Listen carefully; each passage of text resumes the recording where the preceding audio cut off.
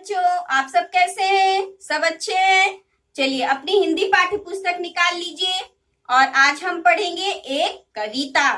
Page number 59, पाठ 7, ऋतुएं आती जाती हैं।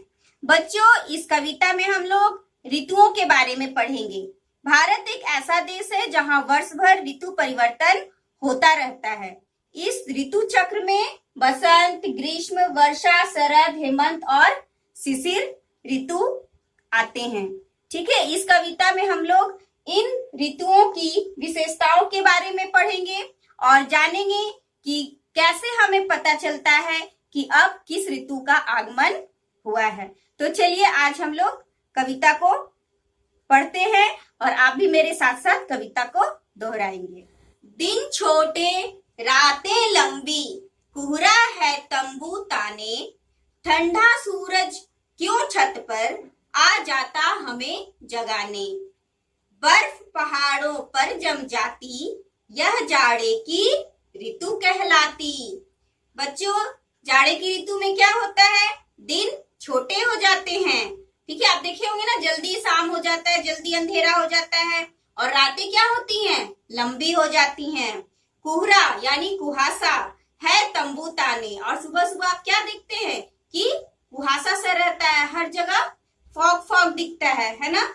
ठंडा सूरज क्यों छत पर आ जाता हमें जगाने। और जाड़े के मौसम में क्या होता है? जब धूप निकलती है तब भी हमें ठंड लगती है। ठीक है, सुबह होने पे भी क्या होता है? सूरज निकलने के बाद भी ठंड लगते रहता है। तो इसलिए यहाँ पे कहा गया है ठंडा सूरज क्यों छत पर आ जाता हमें जगाने। बर्फ पहाड़ों पर जम जाती, यह जाड़े की ऋतु कहलाती। और बर्फ जो है वो पहाड़ों के ऊपर जम जाती है ठंडे के मौसम में। ठीक है, इसे हम शिशिर ऋतु भी कहते हैं, जिसका मैंने यहाँ पे दिखाई 6 ऋतुओं में एक शिशिर ऋतु को दिखाया है। अगले स्टैंजा में आइए। पेड़ों से सूखे पत्ते हवा साथ जब झरते, बाग बगीचे उपवन सब सूने सूने लगते। कितना दिल इसका पत्थर, कहते हम इसको पतझड़। ठीक है, पतझड़ में क्या होता है? सभी पेड़ों के पत्ते झड़ जाते हैं, सारे पत्ते गिरने लगते हैं। ठीक है, और जो बाग बगीचा है सब कुछ सूखा सूखा वीरान सा लगने लगता है। तो इसे हम हेमंत ऋतु भी कहते हैं। ठीक है, ये देखिए हेमंत ऋतु। नेक्स्ट स्टैंजा में आइए।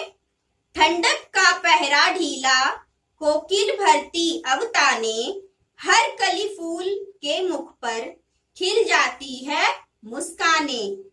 लद गए बौर अंबों के, ऋतुराज बसंत पधारे। और इसके बाद क्या होता है? पतझड़ के बाद बसंत ऋतु आता है। और बसंत ऋतु में क्या होता है? फिर से नए नए पत्ते निकलते हैं, बाग बगीचों में रंग बिरंगे फूल खिल जाते हैं और ऐसा लगता है जैसे चारों तरफ धरती में हरियाली है और सभी क्या है? हंस खेल रहे हैं, मुस्कुरा रहे हैं। और आमों के ऊपर क्या होता है? मंजर आ जाता है। पेज पलटिए, पेज नंबर 60। सूरज का पीला चेहरा गर्मी से होता लाल, प्यास पसीना धूप धूल सब प्राणी हैं बेहाल।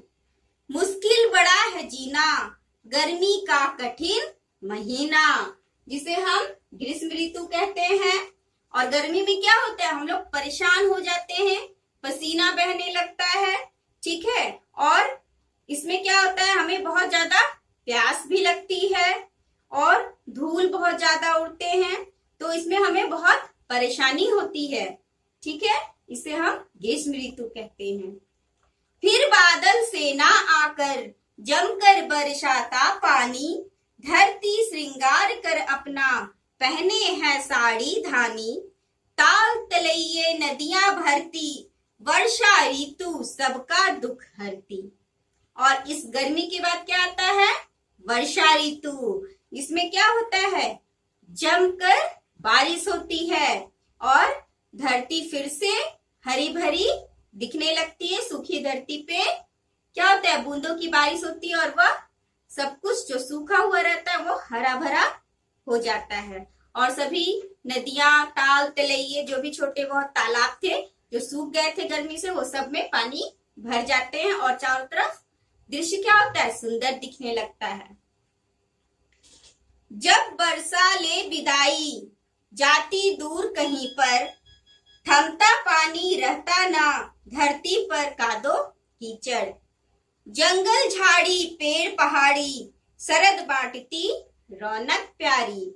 और वर्षा ऋतु में क्या होता है, बहुत ज्यादा चारों तरफ पानी पानी हो जाता है, लेकिन इसके बाद शरद ऋतु आता है और शरद ऋतु में क्या होता है, कीचड़ हट जाते हैं और चारों तरफ क्या होता है, रौनक छा जाती है, सब कुछ हरा भरा प्यारा प्यारा दिखने लगता है। ठीक है, शरद ऋतु। हर साल समय पर ऋतुएं यूं ही आती जाती हैं, रंग ढंग सब अपने साथ साथ लाती हैं। और बच्चों, ये जो पूरा एक साल का समय होता है, इसमें यह 6 ऋतुओं बारी बारी से आती हैं और हर तरह का मौसम लाती हैं।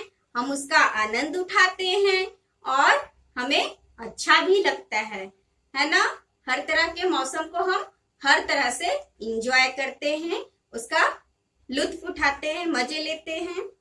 ठीक है बच्चों, इसके नीचे देखिए कुछ नए शब्द दिए गए हैं जिसका अर्थ भी लिखा हुआ है, इसे आपको याद करना है। ठीक है, और इस कविता को सुंदर अक्षरों में आपको अपनी कॉपी में लिखना है